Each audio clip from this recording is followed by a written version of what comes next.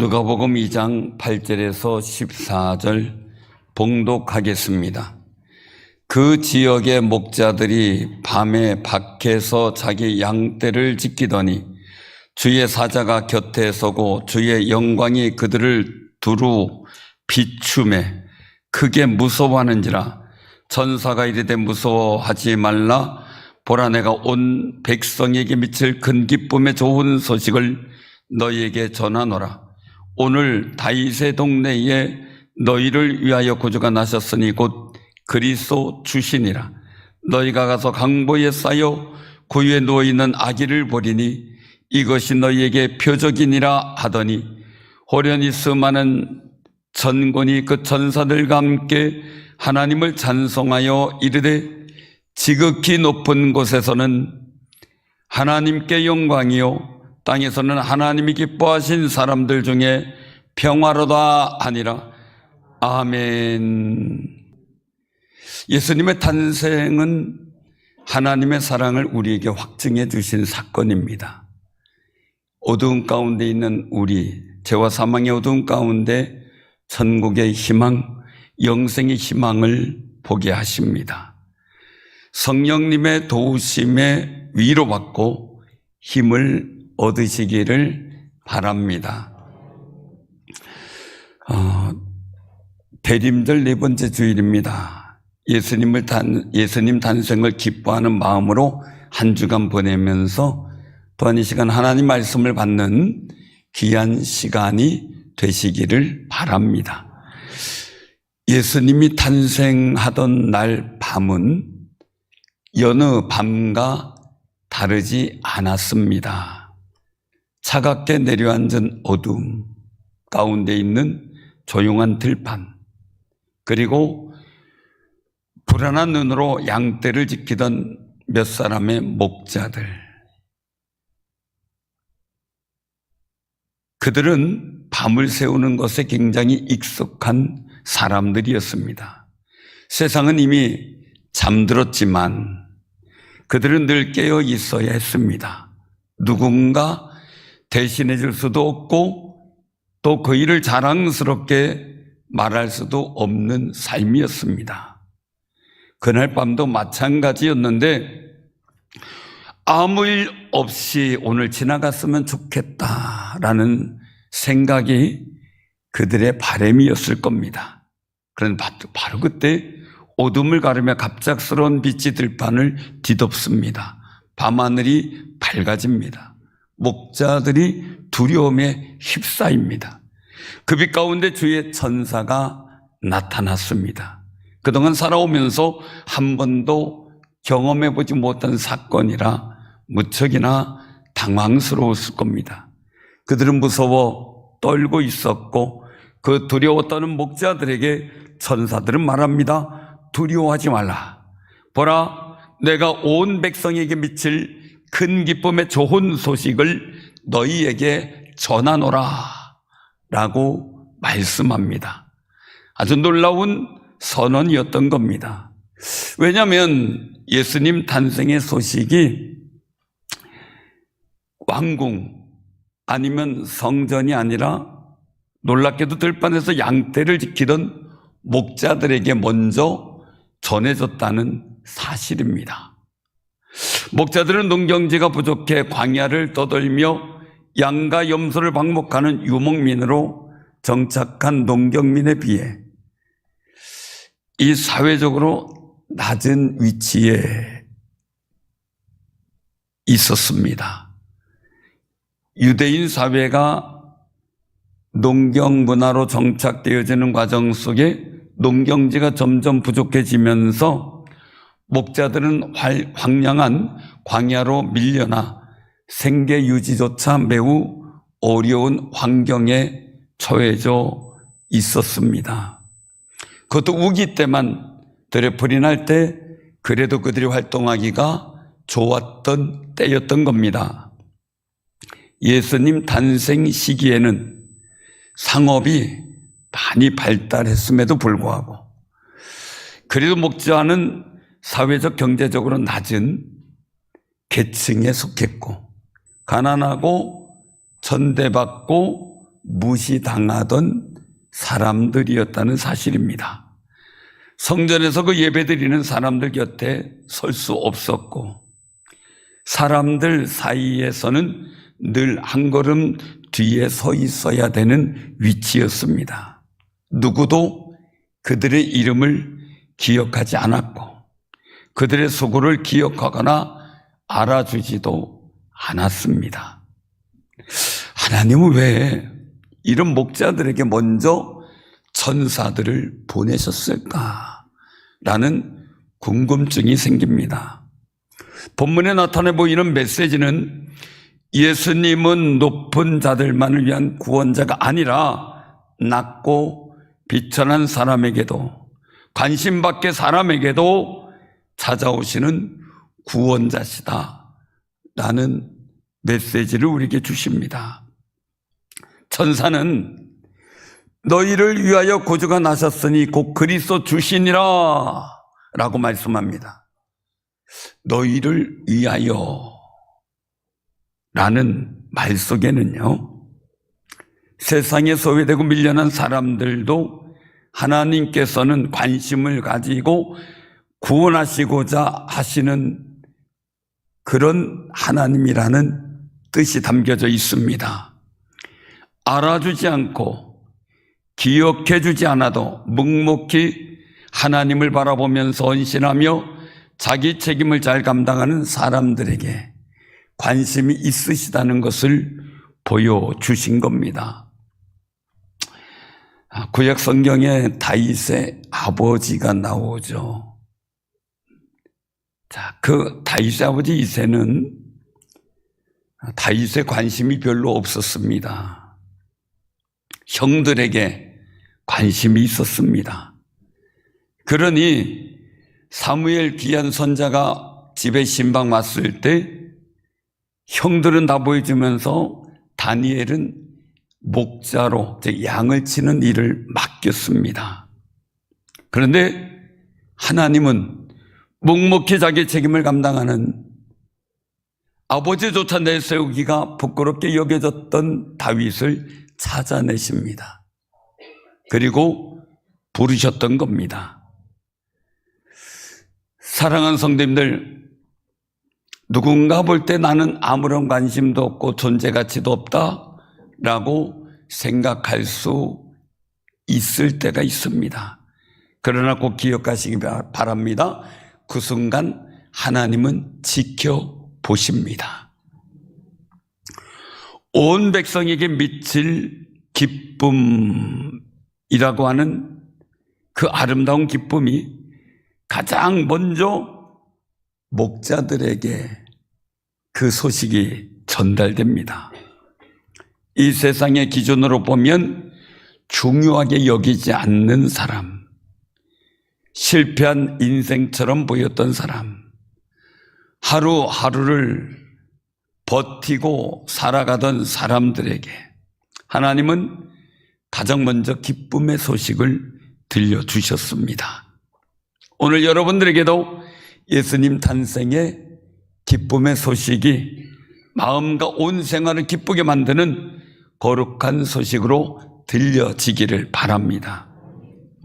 천사는 계속해서 전합니다.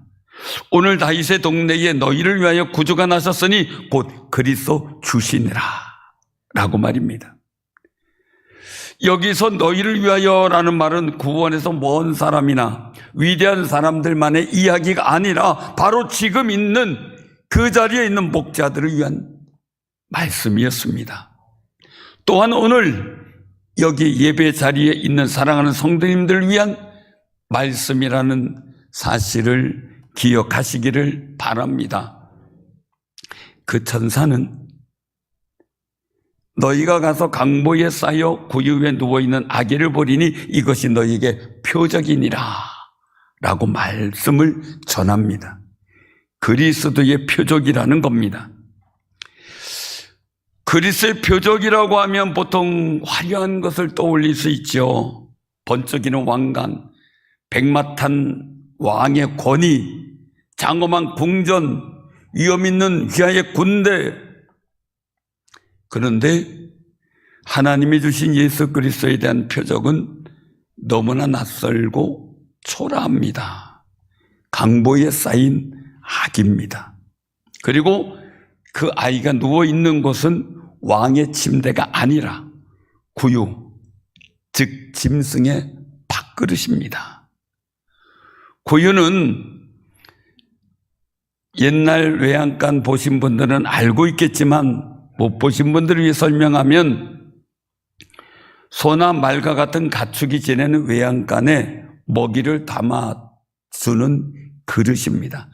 조만한 밥그릇이 아니라 한 2m 정도 이상 되는 나무 통을 가운데 파내고 그릇처럼 만들어서 길쭉한 그릇처럼 만들어서 나무에 걸쳐 놓고 거기에 소나 말에 먹인 풀이나 볏짚 삶은 여물을 담아줍니다.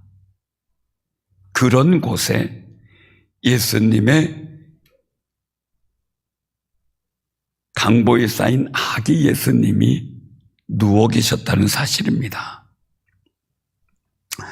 하나님 왜 이런 표적을 주셨을까 하는 거죠. 우리가 탄생할 때 여러분들이 어떤 상황에서 탄생했는지 아마 들으신 분도 있고 못 들으신 분도 있을 겁니다. 근데 옛날 얘기지만 어른들이 애들 골리느냐고 꼭 하는 말이 있었습니다. 너는 다리 밑에서 주워왔어. 그게 어른이 돼서는 이해됐지만 어릴 때는 다리 밑에 사는 사람들이 있었잖아요. 요즘엔 그런 게 없지만 옛날엔 다리 밑에 거적대기를 치고 거기서 지내는 사람들이 있었습니다. 그래서 많은 아이들이 우리 부모가 저기 있나? 이래면서 의구심을 가지고 있었던 때도 있었습니다. 자, 그런데 중요한 건 내가 태어나서 이 구유, 즉 짐승의 먹이통에 누워 있었다. 이렇게 얘기를 들으면 얼마나 좀 속상하시겠습니까? 또 부모는 얼마나 고생하셨을까? 생각이 들지 않겠습니까? 사랑하는 성님들, 이 구유에 놓인 아기 예수는요, 높은 곳에 군림하시는 그리스도가 아니라 가장 낮은 자리로 내려오신 분이었다는 사실을 보여주십니다. 인간의 화려함이 아니라 인간의 연약함 속으로 성공의 자리보다는 실패의 자리로, 박수받는 곳이 아니라 외면당하는 곳으로 오셨다는 의미가 됩니다. 목자들은 천사들이 전한 예수 그리스도가 탄생하셨다는 말을 들었을 때 자신들의 처지가 성공보다는 실패에 가까운 삶이라 쉽게 그것을 이해하고 받아들이지 못했을 수도 있습니다. 그런데 와서 보니 그 표적은 목자들의 삶과 너무도 닮은 부분이 많습니다. 구유, 강보, 그것은 가난함, 낮음, 그 속에서 보여지는 자기들의 아픔의 현실을 느낄 수 있었던 겁니다. 하나님은 일부러 목자들이 이해할 수 있는 방식으로, 목자들이 공감할 수 있는 모습으로 예수 그리스도를 보내셨습니다. 오늘날도 하나님은 여러분들과 친근하게, 여러분들 이해하고 여러분들 공감하는 모습으로 임하실 줄로 믿으시기를 바랍니다. 그 순간 말씀을 듣고 있는 순간에 갑자기 하늘에 수많은 천군 천사가 나타나 찬양합니다. 지극히 높은 곳에서는 하나님께 영광이요, 땅에서는 하나님이 기뻐하신 사람들 중에 평화로다. 아멘. 땅에 있는 모든 사람이 아니더라고요. 하나님이 기뻐하신 사람들 중에 라고 말씀합니다. 여러분들이 하나님이 기뻐하신 사람들인 줄로 믿습니다. 우리 옆에 분들과 인사 나누세요. 하나님이 기뻐하신 분이라 반갑습니다.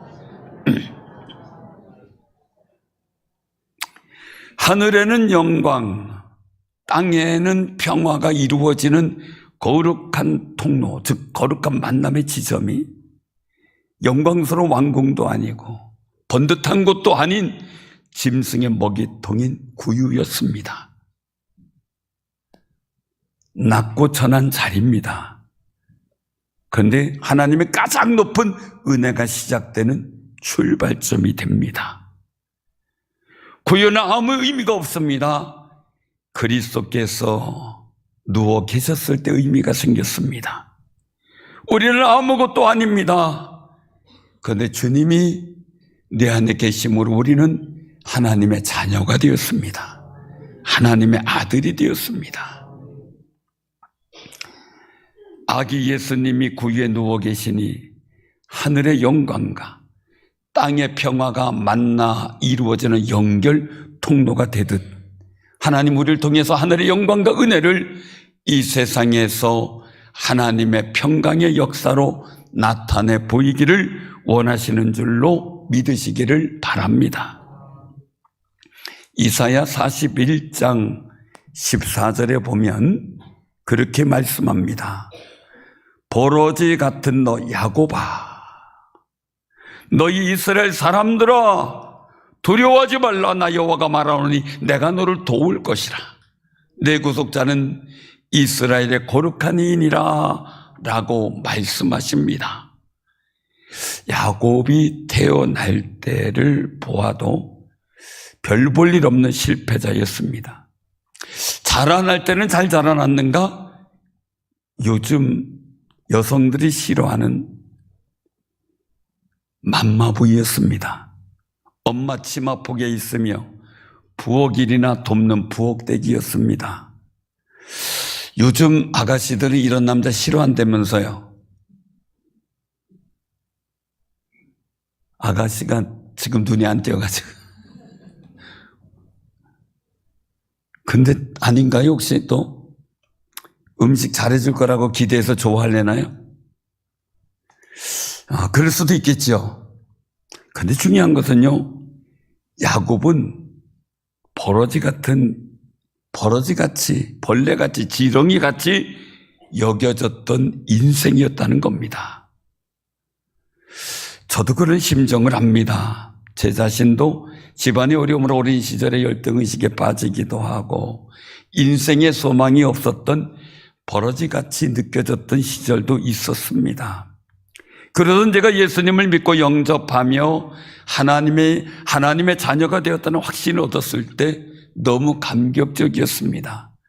제가 하나님 앞에 사명 있게 태어났다는 확신을 갖게 되었기 때문입니다. 그때부터 기도합니다. 하나님, 저를 통해 하나님을 잘 믿는, 그리고 하나님을 잘 섬기는 사람이 하나님이 함께 하실 때 이루시는 복된 역사를 나타내 보여주옵소서 기도했습니다. 어떤 분이 얘기를 합니다. 저를 통해서 하나님이 역사하시는 일들이 의아하다는 겁니다.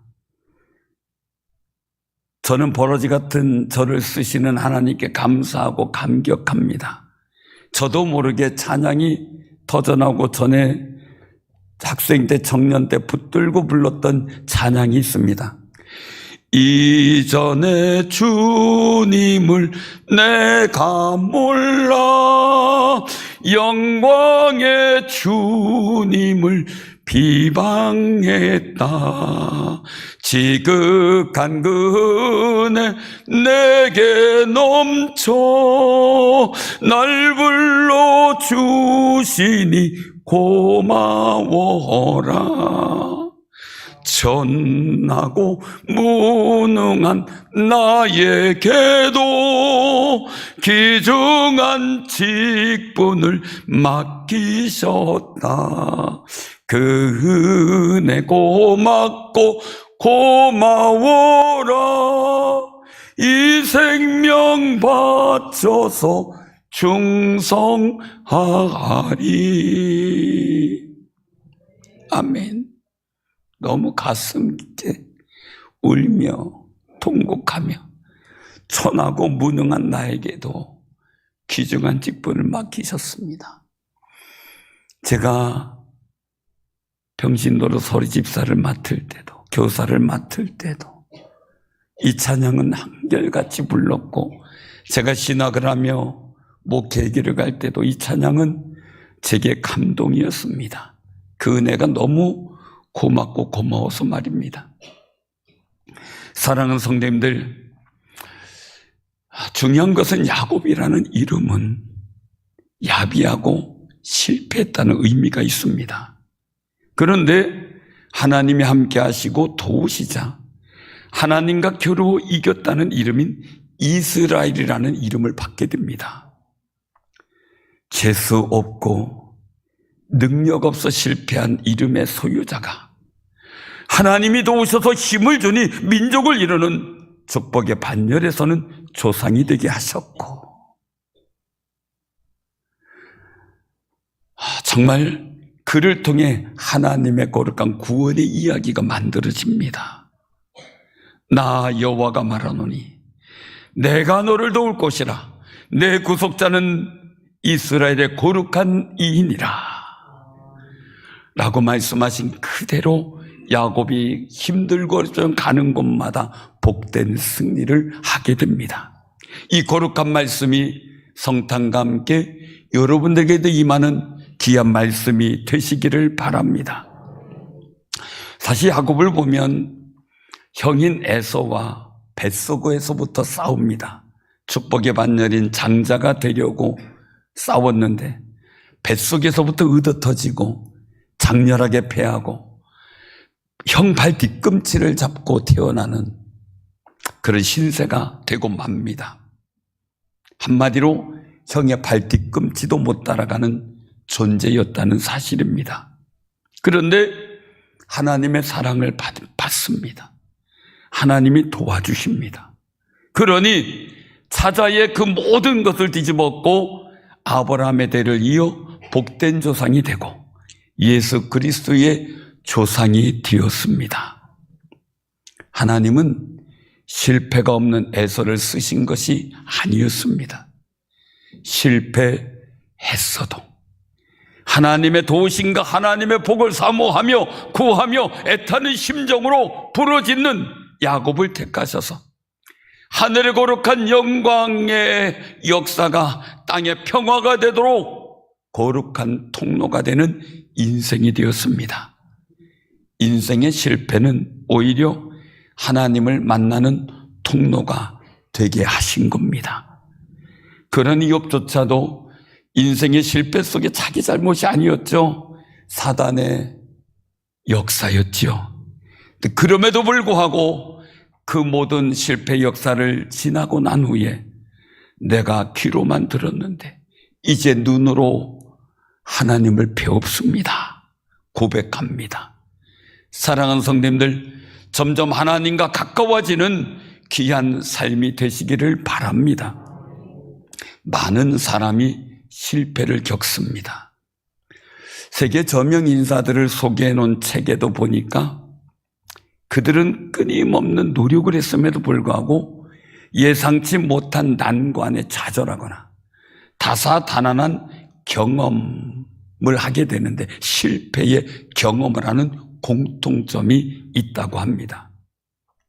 그런데 자신의 인생을 보람있게 복되게 만든 사람은 밑바닥까지 내려갔던 시련을 극복하고 자신만의 정답을 찾아냈다는 것이 일반 사람들과 다른 점이라고 합니다.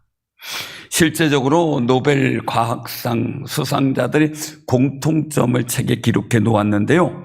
늘 성공만 거둔 사람이 아니라 수천 번 실패한 사람이라는 공통점이 있다는 겁니다. 그래서 말합니다. 실패는 배움이다. 실패 없는 성공은 없다라는 말을 합니다. 카이스트의 연구소가 하나 있는데 처음에 깜짝 놀랐습니다. 실패 연구소입니다.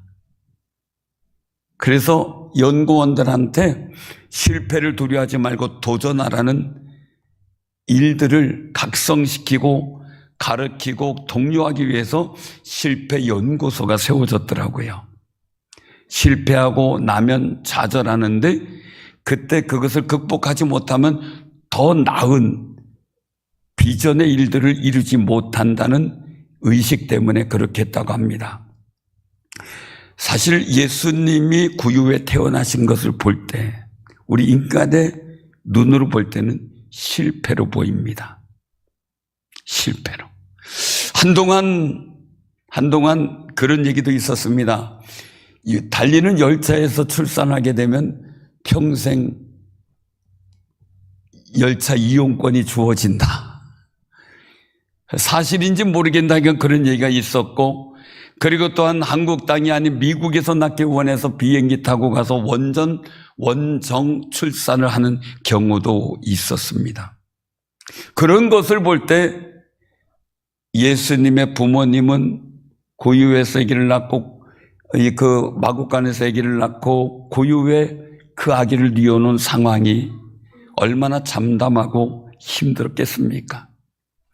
예수님이 가룟 유다에게 배반당하고 십자가의 고통을 받고 죽은 것이 사람의 눈에는 실패로 보였습니다. 아니, 사람만이 아니라 사단도 자기가 승리했고 예수님을 실패로 몰아넣었다고 생각을 했을 것입니다. 그런데 부활의 역사로 그 길은 승리였습니다. 제자를 찾아가 용서해 준 예수 그리스도의 사랑으로 말미암아 그 실패와 배신의 일들은 오히려 더 큰 사명을 통한 부름이 되었습니다. 하늘의 영광을 땅에 있는 우리가 거룩한 통로가 되어 이 땅의 평화를 이루어가는 아름다운 역사를 만들어가기를 원하십니다. 그러기에 우리가 주께 세움을 받은 거룩하고 복 있는 사람이 된 것입니다. 오늘 본문의 이야기는 2000년 전 목자들만의 이야기가 아닙니다. 오늘을 살아가는 우리에게 주시는 말씀입니다. 우리는 종종 인생의 들판에서 홀로 밤을 지키는 목자처럼 살아갑니다. 열심히 살아왔고 최선을 다했지만 결과는 초라하고, 노력을 다했지만 인정받지 못하기도 하고, 기대했지만 실패의 아픔만 남을 때도 있습니다. 어떤 분은 경제적 어려움 때문에 마음이 눌려 있고, 어떤 분은 인간관계 상처 때문에 자신은 낮은 사람이다, 쓸모없다, 우울한 마음으로 살고 있는 분도 있습니다. 어떤 분은 반복된 실패로 인해 나는 안 되는 사람이라는, 재수없는 사람이라는 낙인을 스스로 좋은 글씨처럼 찍고 살아가는 사람도 있습니다. 그러나 바로 그런 마음에 사람들에게 예수님의 탄생은 분명한 소망의 메시지를 주시는 겁니다. 예수님은 성공한 사람이나 강한 사람을 위해 오시지 않았다는 겁니다. 다시 일어설 힘조차 없는 사람을 위해 힘내라고 내가 너와 함께하마 말씀하시는 하나님의 사랑으로 오셨습니다. 강보에 쌓여 구유에 누이신 예수님을 보고 있는 우리에게 너의 낮아진 자리까지 내가 내려왔노라. 나는 내가 느끼는 비참함을 알고 있다. 너의 실패가 너의 끝이 아니다 라고 말씀해 주시는 음성이 들려지기를 바랍니다. 목자들은 천사가 말한 대로 구유에 누워있는 아기를 발견합니다. 그 순간 그들은 먼저 깨달았을 겁니다. 하나님은 자신들을 잊지 않으셨다는 사실을. 세상에 관심 밖에 있었고 멸시 속에 있었지만 가장 자신들의 마음을 이루어 주고자 찾아오신 거룩한 은혜가 있었음을 그들은 깨달았을 겁니다. 사랑하는 성도님들, 예수님 탄생의 표적은 오늘도 변하지 않습니다. 예수님은 여전히 낮은 자의 친구가 되시고, 여전히 눈물 흘리는 자의 위로가 되시고, 여전히 실패한 사람들에게 다시 시작할 용기를 부여해 주십니다. 내가 내 손 잡아주마. 내가 너의 힘이 되어줄게 하고 말입니다. 혹시 지금 이 자리에서 여러분들의 삶이 목자처럼 느껴집니까? 아무도 주목하지 않는 자리, 초라하고 부끄러운 자리처럼 느껴지십니까? 바로 그 자리가 예수님이 누우셨던 구유의 자리입니다. 그곳에서부터 하나님의 구원의 역사는 시작이 되었습니다. 그곳에서 소망의 빛이 어둠을 이기기 시작을 했습니다. 그곳에서 목자의 소망이 절망을 넘어서게 되었습니다. 오늘 강보에 쌓여 구유에 누우신 예수님은 우리가 비천한 사람들에게 빛이 되십니다. 어렵고 힘든 사람에게 소망을 주길 원하십니다. 실패, 아픔을 겪는 모든 사람에게 다시 시작할 수 있다고 힘을 주시는 참된 구주이십니다. 예수님은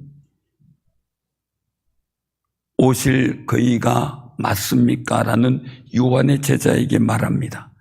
맹인이 보며 못 걷는 사람이 걸으며 나병 환자가 깨끗함을 받으며 못 듣는 자가 들으며 죽은 자가 살아나며 가난한 자에게 복음이 전파된다 하라 라고 마태복음 11장 5절에 말씀하셨습니다.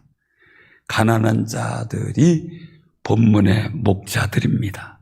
그리고 오늘 예배드리는 사랑하는 성도님이신 줄로 믿습니다. 저 또한 가난한 자로 주님 앞에 섰습니다. 강보에 쌓여 구유에 누우신 주님을 바라보며 힘을 얻고 소망을 가지고 믿음으로 새 힘을 얻는 귀한 삶이 되기를 주님의 이름으로 축원합니다.